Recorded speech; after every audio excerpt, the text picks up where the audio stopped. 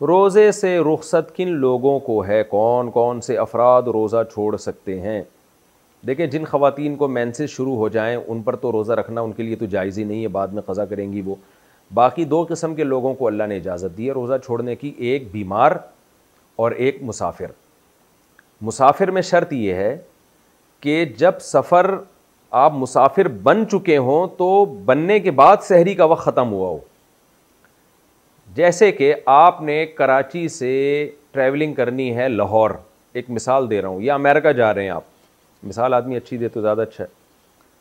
जब भेजना ही आपको फ्री में ही भेज रहे हैं ना, तो अमेरिका ही भेज दें सीधा, या बल्कि मक्का मदीना भेज दें, वो ज़्यादा अच्छा है। आप मक्का जा रहे हैं कराची से, तो कराची एयरपोर्ट पे आप बैठे हुए हैं और सहरी का वक्त ख़त्म हो गया, तो आपके लिए रोज़ा छोड़ना जायज़ नहीं है। इसलिए कि जब सहरी का वक्त ख़त्म हुआ है, आप रोज़े के टाइम पे जब दाखिल हुए हैं तो उस वक्त आप मुसाफिर बने नहीं थे, इसलिए उस वक्त आप रोज़ा नहीं छोड़ सकते। आपको रोज़ा रखना पड़ेगा, जहाज़ में कंप्लीट करना पड़ेगा उस रोज़े को।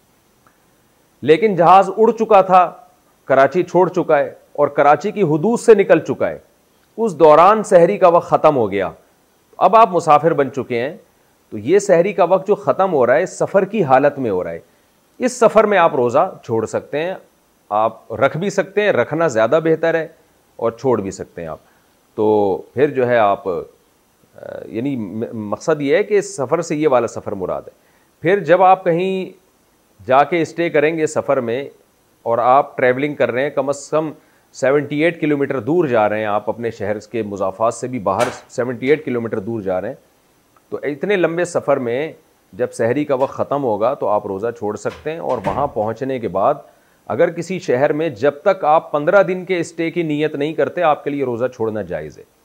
जहाँ शहर में आपने 15 दिन के स्टे की नीयत कर ली तो फिर आप रोज़ा नहीं छोड़ सकते। अच्छा भाई, रोज़े में दांत से खून निकल आए तो क्या हुक्म है? अगर रोज़े की हालत में दांतों से खून आता हो, कभी थूक पर गालिब और कभी कम, अगर हलक में उतर जाए तो क्या हुक्म है? फ़हीम अशरफ फैसलाबाद से। अगर खून आपका दांतों से निकला और वो थूक पे गालिब नहीं है, यानी कम खून है, कम खून की अलामत ये कि आपने जब थूक फेंका तो उसमें सुर्खी कम है, थूक गालिब है, तो ऐसे थूक को निकलने से रोज़ा नहीं टूटता। लेकिन अगर आपने थूक फेंका तो वो उसमें सुर्खी ज़्यादा है और थूक कम है, तो इसका मतलब खून गालिब आ गया है, तो फिर ऐसे थूक को आप निगलेंगे तो रोज़ा टूट जाएगा, चाहे आप जान के निगलें या गलती से निगलें। मैं बार बार बताता हूँ, भूले से खाना पीना अलग बात है, गलती से खाना पीना अलग चीज़ है। भूले से कोई चीज़ खा ली या पी ली, रोज़ा नहीं टूटता। भूले का मतलब ये कि आपको रोज़ा याद ही नहीं था, तो आपने खून निगल लिया, आपके मुंह में खून आया, आपने निगल लिया, आपको याद ही नहीं मेरा रोज़ा है, तो इससे रोज़ा नहीं टूटेगा। लेकिन आपको रोज़ा याद है और फिर आपने जो है वो आप ना चाहते हुए भी हलक में वो खून उतर गया, तो फिर रोज़ा आपका टूट जाएगा।